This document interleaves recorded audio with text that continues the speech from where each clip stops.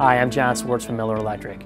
Throughout the course of a year, we get an opportunity to attend many events and shows and interact with our customers to talk about the TIG welding process. When we do, there tends to be a pretty common theme of questions that we get, so we wanted to take an opportunity today to go over some of the more common ones we get. So we're going to cover topics in today's video like what is the proper angle for holding your torch, how do you prepare your tungsten, and we're going to talk about some tips and techniques to help you improve your stainless steel TIG welding. So let's get started. The first topic we wanted to cover is proper torch angles. The first thing I usually tell people that have issues with the TIG welding process at most of these shows is if you just keep 3 simple things in mind with the TIG process, it'll probably solve a good 80 to 90% of your application issues that come up.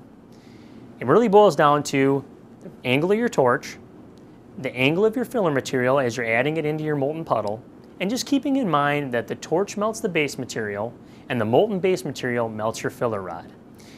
To make things a little bit easier, here's a little snippet from the Diversion 165 and Diversion 180 DVD, maybe help clarify things a little bit more for you.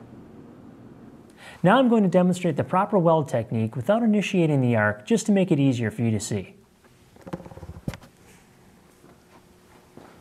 Since I'm right-handed, I'm holding the torch in my right hand, and I'm going to work from right to left.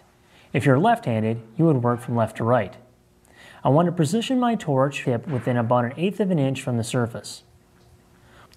Once I establish the arc, I'll tip the torch to about 15 to 20 degrees away from the direction of travel, which allows for better visibility of the weld puddle and accessibility of the filler material. I move the torch along the seam, making sure to keep it centered.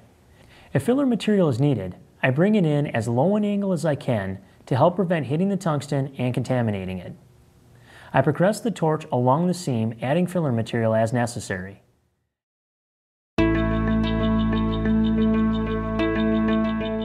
So the next most commonly asked question we seem to get is, how do you prepare your tungsten?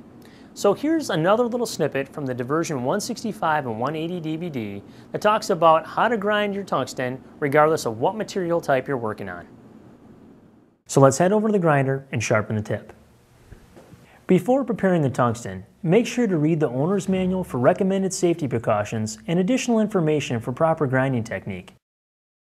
I have my grinder set up with a diamond grinding wheel. Tungsten is a very hard metal, and although a typical grinding wheel can be used, you won't be able to achieve as good a finish on the sharpened tungsten, and you will wear out your wheel sooner than if it were diamond. You will want to hold the electrode parallel to the wheel as opposed to perpendicular.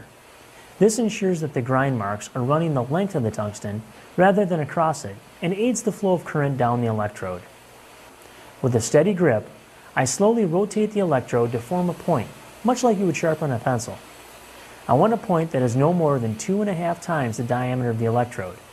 This is how we would prepare the tungsten for welding mild steel, stainless, and chromoly. However, for aluminum, we would add one more step. We would take the sharpened tungsten and grind off the tip to create a flat spot or land. When that is complete, we would place the tungsten back into the torch with the ground end sticking out approximately 3/16 to 1/4 of an inch.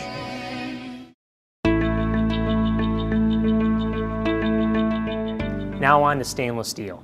It seems like we typically get 2 pretty common questions when we're asked about that type of material. 1, how do I make my stainless steel welds look better?